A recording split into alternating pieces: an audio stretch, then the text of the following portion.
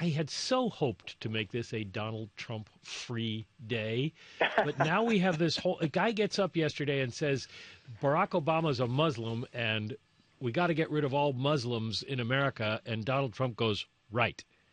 Who was the guy who used to say, you cannot, John McEnroe, you cannot be serious? Yeah. Yeah, I was at a town hall in New Hampshire, and as you know, town halls are unpredictable. This one was as well.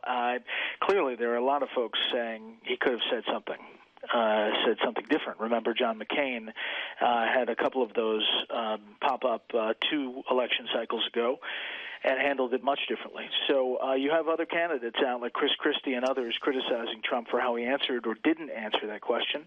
And the Trump campaign is just saying they put out a blanket statement that he's concerned about Christians persecuted around the world.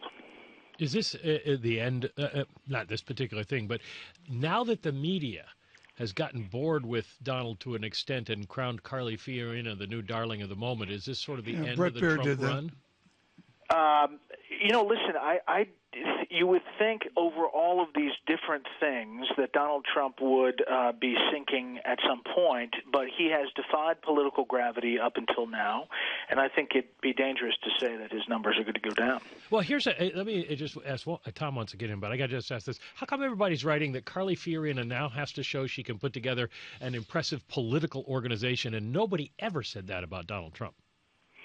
No, that's very true. And listen, I think Fiorina is clearly going to see a bump. I mean, there's just no way that she's not. She had a success in the first undercard debate in Cleveland, and I think across the board, people said she did well in CNN's debate. I think that now the question is, whether she can kind of get the momentum and continue to get over her past at HP. Bret, you received total acclaim, which is quite an accomplishment for your debate on Fox. And I know you're such a class act, you're not going to take shots at anybody. But there's the Fox debate, and then there's the Donnybrook we saw a few days ago with your good competitors at CNN. And then we go to Boulder. What does Bret Baier want to see in the third Boulder debate? Well, I would like to see fewer candidates. Jake Tapper is a friend of mine, and we had 10 people on stage. He had 11. They went in with the express wish to mix it up, and that just gets unwieldy with 11 people. I mean, I think fewer people would make it easier. What's the solution?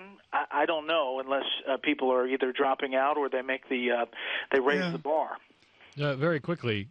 Carly Fiorina running for vice president? I don't think so. After that debate, I think she's going for number one and has been since the beginning. I think it would be truly ironic if it ends up being that the Republicans are the ones who put forward a female candidate. Bret Baier, thank you so much. Of course, Fox News Sunday, you can see it on Fox News Sunday morning and hear it on on Bloomberg Radio Sunday afternoon.